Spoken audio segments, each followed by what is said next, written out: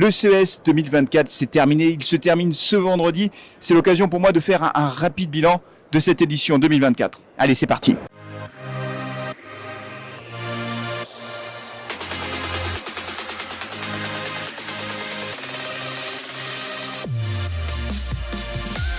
Et oui, le CES est déjà terminé, mais en même temps, il ne dure que 4 jours, donc ça passe très vite. L'occasion donc pour moi de faire un bilan en 3 points. Le premier élément, c'est le succès énorme de cette édition 2024. Il y avait vraiment beaucoup de monde. On a retrouvé de l'avis de tous le CES d'avant crise sanitaire, d'avant pandémie, à la fois en nombre de visiteurs. On aura le bilan, mais il est encore un peu trop tôt pour dire combien il y a eu de visiteurs, mais c'est tout à fait considérable. À mon avis, le record sera battu. Et puis aussi du côté des exposants, plus de 3500 exposants, avec notamment une présence asiatique tout à fait considérable. Les Chinois, les Japonais et que dire des Coréens, à la fois présents dans l'univers des startups, vraiment grosse délégation coréenne, mais aussi bien sûr sur les grandes entreprises, les grands conglomérats. Vraiment, la Corée a été extraordinairement présente lors de ce CES. Le deuxième élément, c'est l'intelligence artificielle. J'en ai déjà parlé, on en a déjà parlé.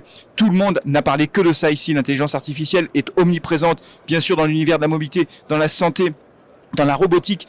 D'ici 10 ans, elle va faire son entrée dans notre quotidien. C'est tout à fait considérable ce qui est en train de se préparer. C'est tellement considérable que c'est difficile d'imaginer le monde de demain avec cette AI qui sera présente partout. Et on le voit bien, c'est en train de s'accélérer dans tous les domaines. Enfin, le dernier point, c'est le développement durable. On en a beaucoup parlé ici. Déjà l'année dernière, j'avais trouvé qu'on avait beaucoup parlé de protection de l'environnement et notamment de réduction des émissions de gaz à effet de serre. Mais là encore, chaque fois, systématiquement, dans les conférences de presse, dans les keynotes, à chaque fois, ce sujet a été mis en avant. Alors bien sûr, il y a beaucoup de communication parce que il y a beaucoup de journalistes, il y a une couverture médiatique qui est énorme, il y a beaucoup de monde. Donc chacun, évidemment, veut essayer de donner une bonne image de son entreprise, une bonne image de ses projets stratégiques. Mais les choses sont en train de bouger réellement. J'ai le sentiment qu'on est sur un point de bascule et qu'aujourd'hui toutes les entreprises ont parfaitement intégré cet objectif de neutralité carbone et le monde est en train de bouger et c'est ici que ça se passe. C'était au CES de Las Vegas.